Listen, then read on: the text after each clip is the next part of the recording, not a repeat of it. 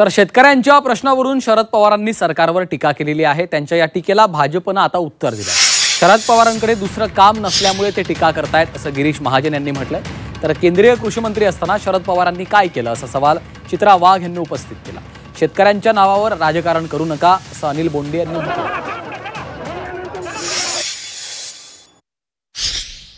त्यामुळे मोर्चा काढा, आपण इतक्या वर्षामध्ये तर काही केलं नाही पण आता ते करा असं त्यांचं म्हणण्याचं कामच आहे। मला असं वाटतं ते असताना स्वतः कधी कर्जमाफीचा विषय त्यांनी आधी घेतला नाही, शेतकऱ्यांना काही दिलं नाही, गरीब कल्याणाच्या एवढ्या योजना चाललेल्या त्यातली एक योजना सुद्धा दिली नाही। पण आता शेवटी बिचारे ते हतबल आहेत, त्यांना आता निवडणुका समोर दिसत आहेत, काही ना काही अस्तित्व त्यांना टिकवायचं आहे स्वतःचं। त्यामुळे मला असं वाटतं ते मोर्चे वगैरे काढतील। नमस्कार, माननीय पवार साहेब, शेतकऱ्यांबद्दल कळवळा दाखवल्याबद्दल आपले आभार।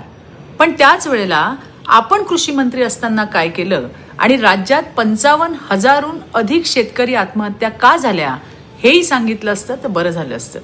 आमचे नेते राज्याचे मुख्यमंत्री देवेंद्र फडणवीस यांची जलयुक्त शिवार योजना तुमच्या महाविकास आघाडीने स्थगित केली साहेब, तेव्हा तुम्हाला शेतकऱ्यांचा कळवळा नव्हता का? तुमच्या काळामध्ये 55,000 शेतकऱ्यांच्या आत्महत्या झाल्या, त्याच्यासाठी उपाययोजना नाही केली तुम्ही। आणि त्याच्यामुळे पुतना मावशीचं प्रेम किंवा मगरीच्या डोळ्यातले अश्रू काय म्हणावं तुमच्या कळवळ्याला। आणि म्हणून कृपा करा की शेतकऱ्यांच्या नावावर, शेतकऱ्यांच्या दुःखावर राजकारण तर करू नका।